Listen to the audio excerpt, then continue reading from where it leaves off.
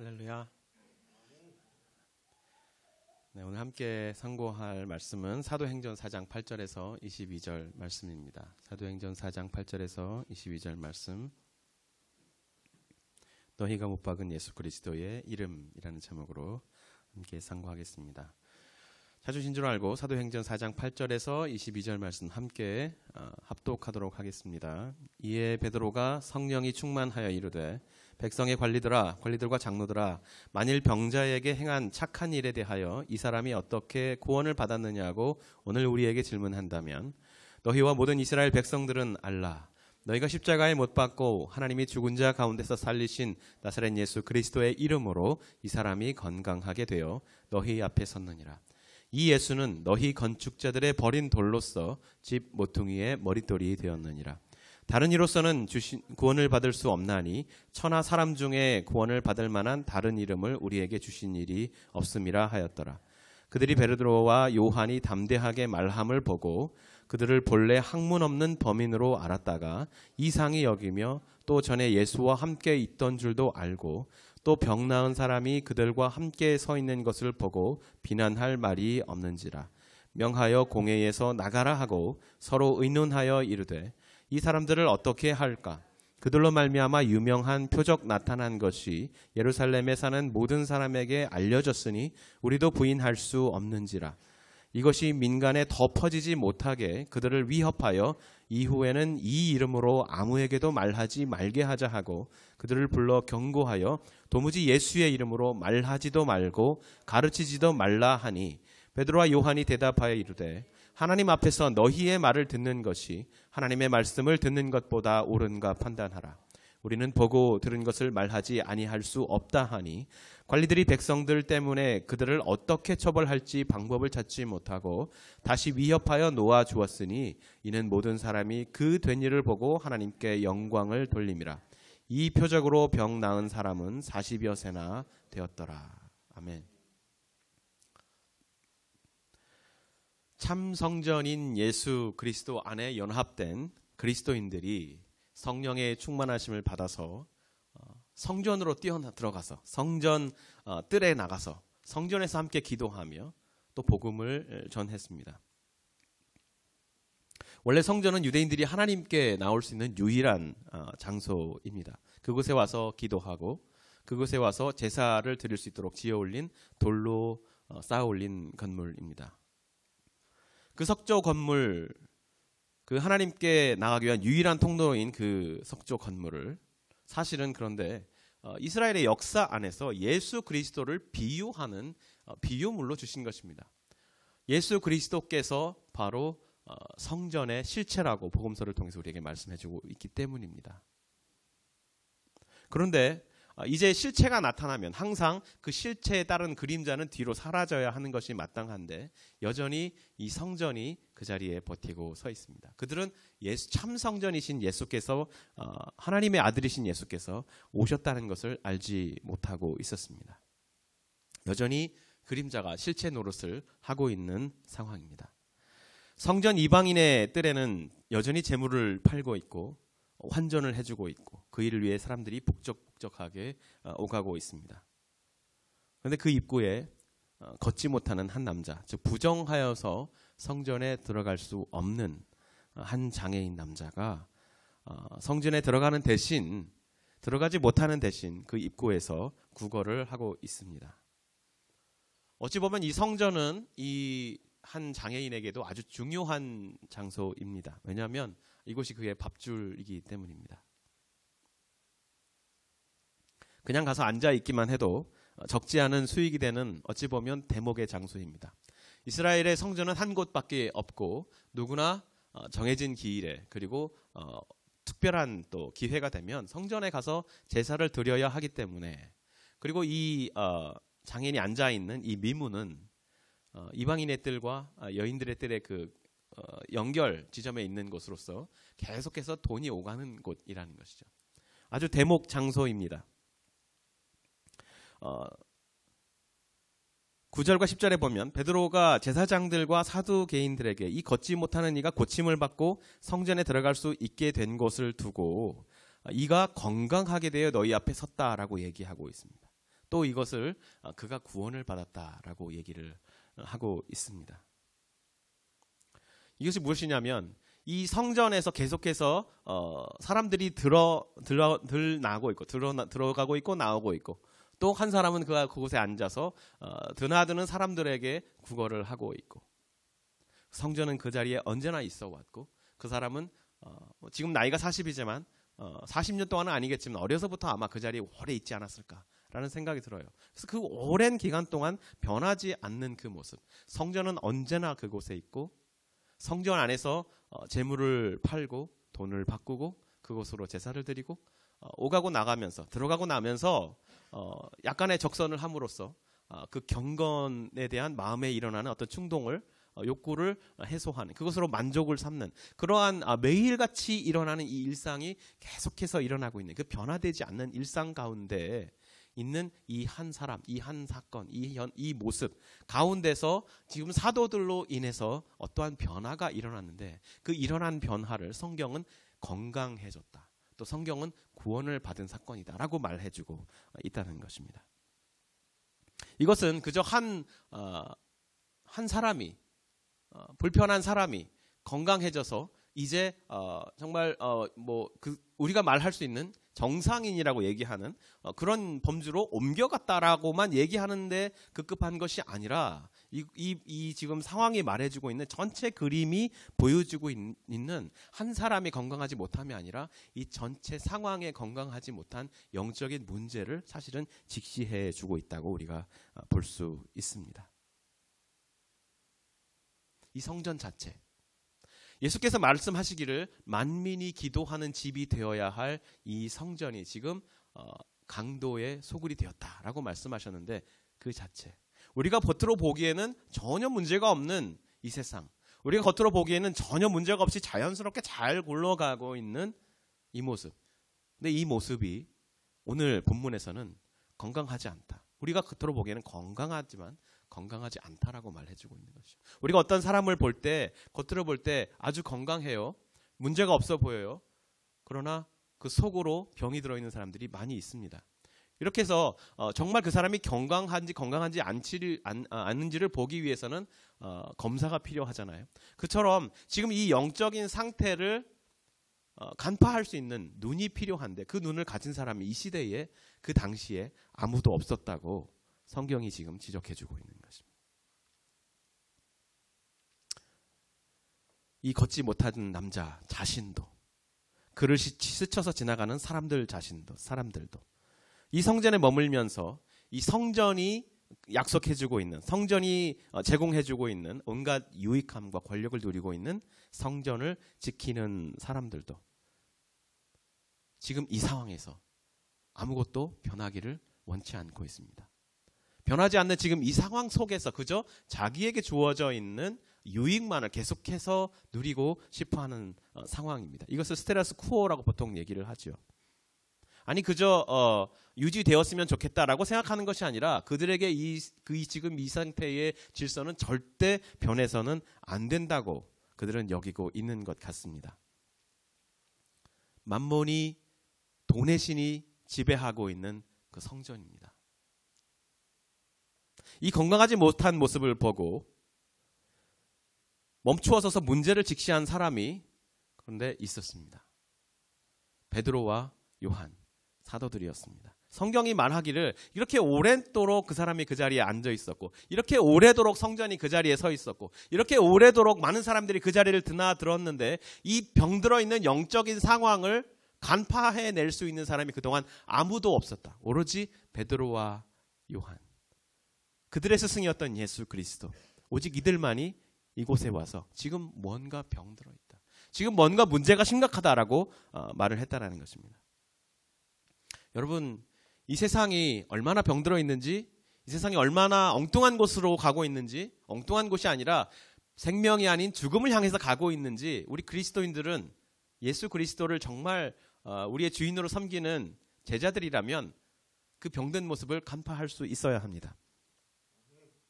이 사회가 얼마나 병들어 있는가, 이 세상이 대체 얼마나 큰 수술이 필요한가 진단해낼 수 있어야 합니다. 그저 병든 세상을 향해서 비난의 목소리를 그냥 쏟아부으면 된다라고 말하는 것이 아니고 병들어가는 이 세상을 끌어안고 아파하고 함께 기도하고 우리가 얼마나 눈물을 흘리고 함께 몸부림을 쳐야 하는지 그것을 알아야 하는, 함께 기도해야 하는, 그들을 끌어안아야 하는, 그리고 같이 아파해야 하는 책임이 그리스도인들에게 있어야 한다는 것입니다. 누가복음 19장 28절 이하에 보니까 예수께서 공생의 마지막에 나귀를 타고 예루살렘 성에 입성하시면서 그 성을 보시면서 눈물을 흘리셨습니다.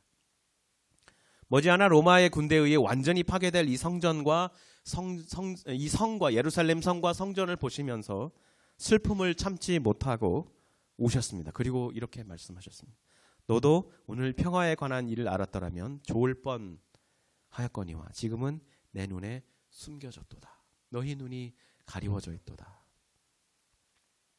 예수님 안에서 참 사람이 된 그리스도인들은 그렇지 못한 이 세상과 이 세상 사람들을 바라보고 그 비참한 병든 모습을 향해 슬퍼해야 하고 울어야 합니다. 예수님이 그러셨던 것처럼. 이 세상이 그렇게 병들어 있습니다. 지금 이 한 사람이 미문에 앉아 있는 그 상황, 어찌 보면 너무 일상적이고 전혀 문제가 없고, 어찌 보면 이 사람은 유명 인사일 거예요.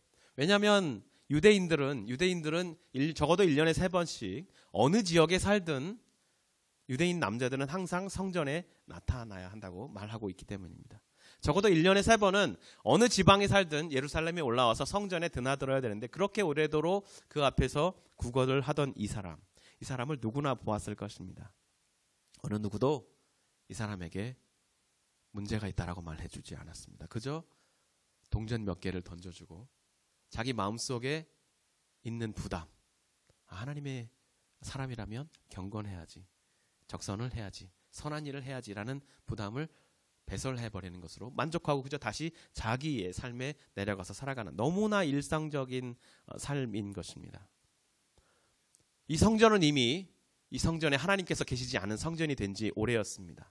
오죽하면 말라기 선지자가 하나님의 마음을 이렇게 표현했습니다. 제발 저 성전문을 누가 닫아줬으면 좋겠다. 이 역겨운 제물을 들고 오지도록 못하도록, 이 역겨운 제사를 드리지 못하도록 누가 성전문을 닫아줬으면 좋겠다. 하나님께서 그 예배를 받지 않는다는 것이죠. 이 성전의 보좌에 앉아있는 분이 하나님이 아니고 이제는 돈의 신, 만몬이 앉아있다는 것입니다. 그 돈의 신의 하수인들, 제사장들, 대제사장들, 사두개인들, 제사장, 성전을 지키는 이들이 그 자리에 앉아있다는 것이죠. 설사 지금 이 다리를 저는 이 사람이, 걷지 못하는 사람이 어떤 방식으로 성전에 들어갈 수 있다 한들 그 안에서 하나님을 만날 수 있는 일은 없습니다. 그에게 유일한 소망이 있다면 참 빛이시고 왕이신 하나님께서 그에게 나타나 주셔야 합니다. 그가 하나님께로 나갈 수 있는 방법은 없다고 오늘 본문은 말해주고 있습니다. 성경은 감사하게도 성전에 들어갈 수 없는, 이 걸을 수 없었던 남자에게 복음이 다가왔다라고 증거해주고 있습니다. 베드로와 요한이 그를 주목했습니다. 이 성전에 앉아있는 거짓 왕이 내게 주는 은과 금은 나에게 있지 않다. 나는 만몬을 섬기지 않기 때문에 만몬이 주는 금과 은으로 만족해 하지 않고 그것은 나에게 없다. 만약에 내가 너에게 무언가를 주어야 한다면 그것은 금과 은이 아니라, 은과 금이 아니라 만몬이 아니라 내가 섬기는 이 우주의 창조자, 우리의 그리스도, 예수 그리스도, 그의 이름이다 라고 하면 그의 이름으로, 그 권능으로 그를 잡아 일으켜 세웠고 그의 발과 발목에 곧 힘을 얻고 뛰어서 걸으며 드디어 성전으로 걸어 들어가서 하나님을 찬양했다. 하나님을 예배했다.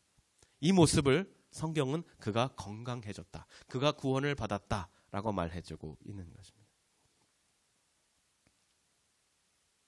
이처럼 사도들은 돌로 지어진, 그러나 실체가 아닌 그림자인, 아니 그림자이어야만 하는 유대인들의 성전에서 복음을 전하면서 참 성전이 누구인지 사람들에게 전하고 있었습니다. 이렇게 부활을 선포하고 전도하는 사도들을 관망하고 있던 이 성전을 지키는 사람들.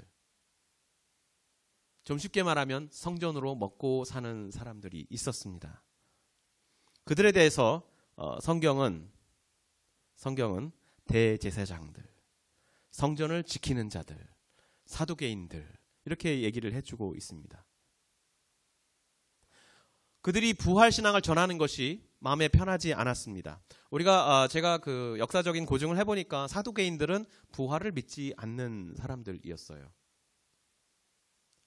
사두개인들이 믿는 것은 오직 모세 오경뿐입니다.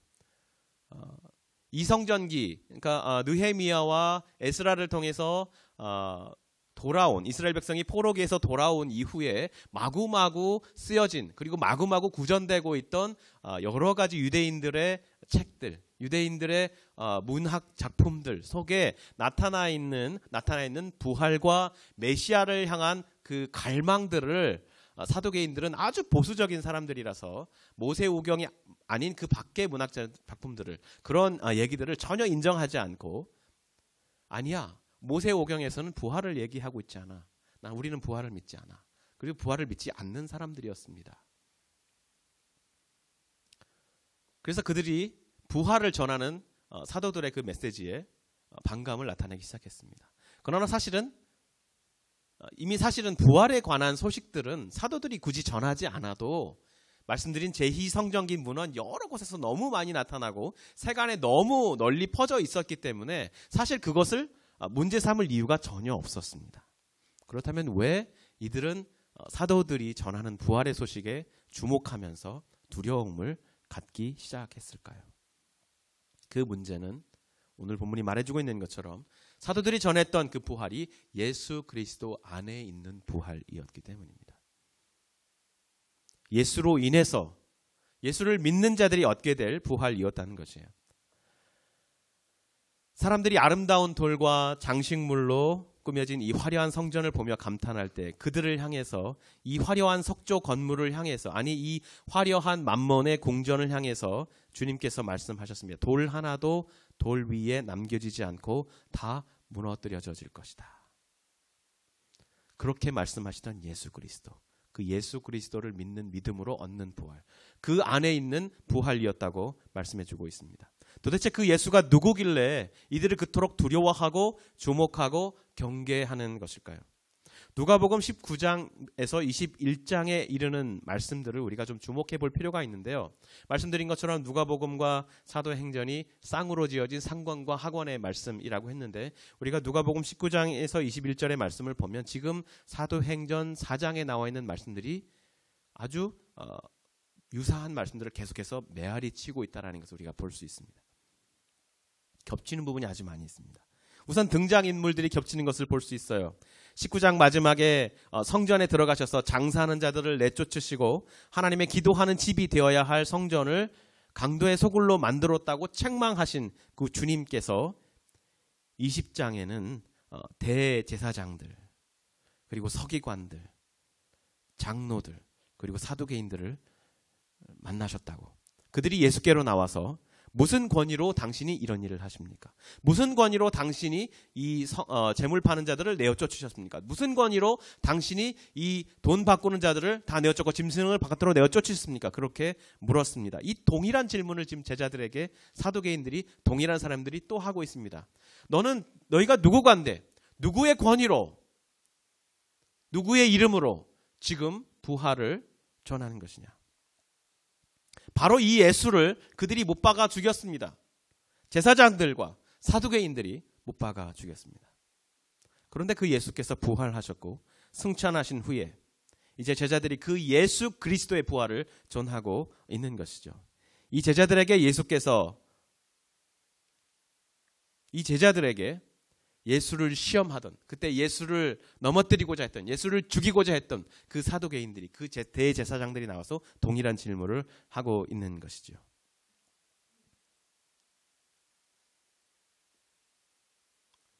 그들이 인용하고 있는 말씀들, 그들이 얘기하고 있는 사도들이 얘기하고 있는 말씀들도 같은 내용인 것을 우리가 볼 수 있습니다. 예수께서 성전 주변에서 가르치시면서 말씀하셨던 것들. 건축자들의 버린 돌이 모퉁이의 머릿돌이 되었느니라. 무릇 이 돌 위에 떨어지는 자는 깨어지겠고 이 돌이 사람 위에 떨어지면 그를 가루로 만들어 흩으리라. 베드로가 대제사장들에게 한 말씀도 똑같았습니다. 너희가 십자가에 못 박았지만 하나님이 다시 살린 나사렛 예수 그리스도 그의 이름으로 이 사람이 건강하게 되어 너희 앞에 섰느니라. 이 예수는 너희 건축자들이 버린 돌로서 집 모퉁이의 머릿돌이 되었느니라. 이 두 짝들을 바라보면서 누가복음 19장에서 21절에 있는 말씀들과 예수께서 우리에게 주신 말씀들과 지금 사도행전 4장에 사도들이 관원들 앞에서 대제사장들 앞에서 하는 말씀들이 짝을 이루고 있는 모습을 보면서 우리가 한 가지 간파해야 될 내용이 있다면, 예수께서 하신 말씀과 사도가 한 말씀이 똑같다면 예수께서 그 당시에 처하셨던 어려움들과 동일하게 사도들이 처하고 있는 상황의 어려움이 같다면 우리 그리스도인들로서 우리 역시 같은 상황에 처하게 될 것이라는 것을 우리가 알아야 된다는 것입니다. 누가복음 21장 12절에 말씀하셨습니다. 세상의 종말이 오기 전에 먼저 내 이름으로 말미암아 너희에게 손을 대어 박해하며 회당과 옥에 넘겨주며 임금들과 집권자들 앞에 끌어내려니와 이 일이 도리어 너희에게 증거가 되리라. 또 말씀하셨습니다. 사람들이 나를 미워했던 것처럼 너희를 미워할 것이다. 너희가 내 이름으로 말미암아 모든 사람에게 미움을 받을 것이나 너희 머리털 하나도 상하지 아니하리라. 너희의 인내로 너희 영혼을 얻으리라. 성령께서 우리 안에 역사하실 때에 이 세상에서 우리가 당하는 모든 상황들을 가운데서 우리가 발견해야 할 것은 예수께서 받으신 그 고난, 예수께서 받으신 그 세상이 예수께 던졌던 질문, 사도들에게 세상이 던졌던 그 질문, 그리고 동일한 질문, 동일한 고난을 우리가 받게 될 것이라는 것입니다. 성령께서 우리가 한 가지 또 알아야 될 것은 이 사도들에게 주신 이 고난 가운데서 그 사도들이 복음을 증거할 수 있는 기회를 얻게 하셨습니다.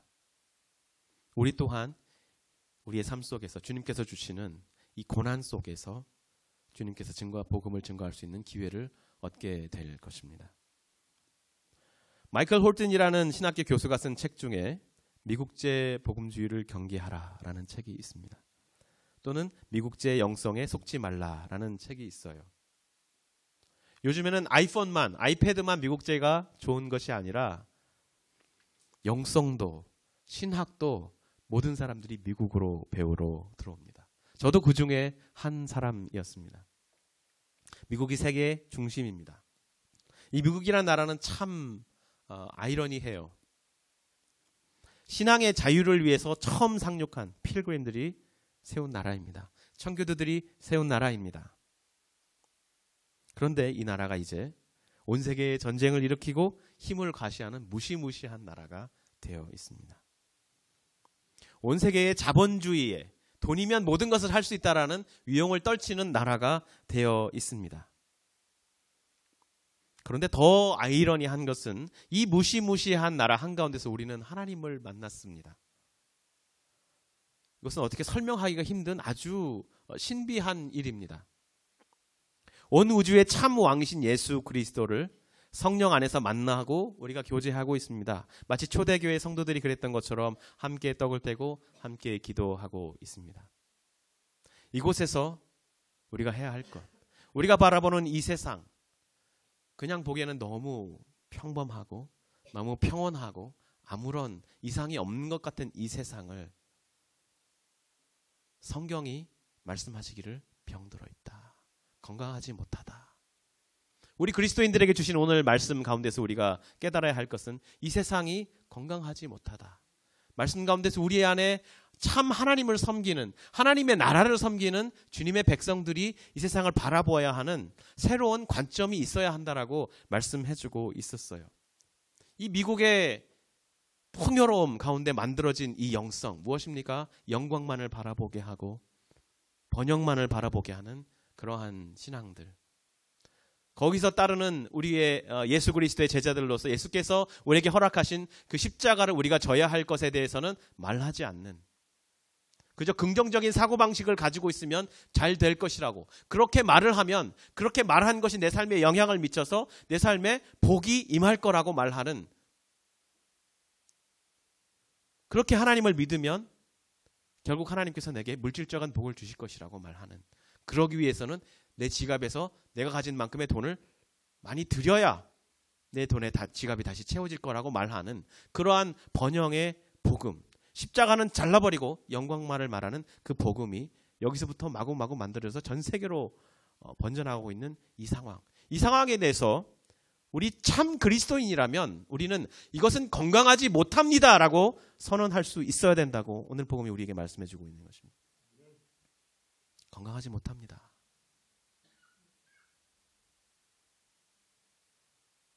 여러분, 복음은요, 우리 삶의 현장 속에서 우리가 짊어지고 가는 십자가, 그 십자가까지를 포함하고 있는 복음입니다. 영광에서 이 복음을 꺼내면, 이 십자가를 꺼내면 복음이 아니에요. 물론 복음에서 부활의 영광을 빼내면 그것도 복음이 아닙니다. 십자가와 복음이, 십자가와 영광이 우리의 삶 속에서 이미 얻은 구원과 앞으로 다가올 구원을 바라보는 성도의 삶 속에서 함께 누려지는 그 영광이 어디에서 누려지는 것이죠? 십자가를 지고 가는 고난 가운데 있는 그 삶의 현장에서 누리는 그 영광, 그 하나님과 동행하는 그 영광. 그래서 바울이 말했죠. 내가 부유함에도 처할 수 있고 가난함에도 처할 수 있게 되었다. 하나님께서 내게 주신 사명이 하나님께 주시는 여러 가지 보고를 통해서 풍성하게 나눌 수 있는 지경에서는 내가 얼마든지 이것을 즐기면서 베풀면서 살아갈 수 있지만, 때로는 그렇지 못한 상황에서 우리를 보내주셔서 가난 가운데 내가 직접 일해야 하고 내가 고난을 당해야 하고 심지어 감옥에 갇힐지라도 그곳이 주님의 사명이 있고 주님께서 보내신 곳이라면 나는 그곳을 복음의 현장이라고 이해하고 내 사명의 장소라고 이해하고 내가 있어야 할 곳이라고 이해하고 그곳에서 기뻐하겠다. 그곳에서 나는 찬양하겠다. 그렇기 때문에 그는 옥에서도 감옥에 갇혀서도 찬양을 할 수 있었던 것입니다. 우리들 성도에게 주님께서 보내시는 이 삶의 자리, 고난과 어려움이 있는 자리들이죠. 사람과 사람과 만나면서 복음의 가치를 가지고 있지는 이 세상과 부딪히면서 우리 삶의 현장에서 만나는 여러 가지 고난들, 그 고난까지도 말해주고 있는 것이 복음입니다. 이 박해에 처한 그리스도인들이 예수 그리스도의 이름을 도무지 정하지 말아라, 그의 부활을 정하지 말아라 라는 위협을 받은 사도들과 교회가 하나가 되어서 기도하였습니다. 그들은 깨달았습니다. 이 고난마저도 하나님의 권능과 뜻 안에 예정된 것이라고 그들은 고백하고 있습니다. 그러면서 그 고난과 박해를 거두어 주시기를 기도하기보다는 그들의 위협과 박해를 하나님께 내어 맡기면서 오히려 종들로 하여금 담대히 하나님의 말씀을 전하게 하여 주시옵소서라고 기도하고 있어요. 바라기는 우리 성도들의 삶 속에서 그 삶의 현장 가운데서 제 마음이라면, 개인적인 마음이라면 너무 힘겨운 고난이 닥치지 않기를 저는 바랍니다. 견디기 힘든 고난이 쉽고 즐거운 사람이 누가 있겠어요? 그러나 그 주어진 고난이라면, 우리 삶에서 다가오는 고난이라면 부디 그 고난 가운데서 성령께서 고난 가운데서 승리할 수 있고 예수 그리스도의 부활의 영광을 바라볼 수 있는 영적인 눈을 열어주시기를 저는 간절히 바라며 기도합니다. 그들은 또 이렇게 기도하고 있습니다. 손을 내밀어 병을 낫게 하시옵고 표적과 기사가 거룩한 종 예수 그리스도의 이름으로 이루어지게 하옵소서. 베드로와 요한 사도가 대제사장들 앞에서 담대하게 외쳤던 것처럼 하나님 앞에서 너희의 말을 듣는 것이 옳으냐, 하나님의 말을 듣는 것이 옳으냐, 너희들이 판단하라 라고 말했던 것처럼 그 담대함이 실제적으로 예수 그리스도의 이름의 권세로서 나타나야 하는 그 삶의 자리, 그 기적의 자리들은 어디냐? 바로 우리의 삶의 현장이라고 지금 말해주고 있습니다. 꼭 우리가 만나는 사람들 사이에서 병이 낫고 기적이 나타나고 그런 것을 말하는 것이 아니라 우리가 만나는 사람들 가운데, 우리가 교제하는 그 공동체 안에서, 우리가 들어가서 일하고 있는 그 사회 가운데 우리로 인하여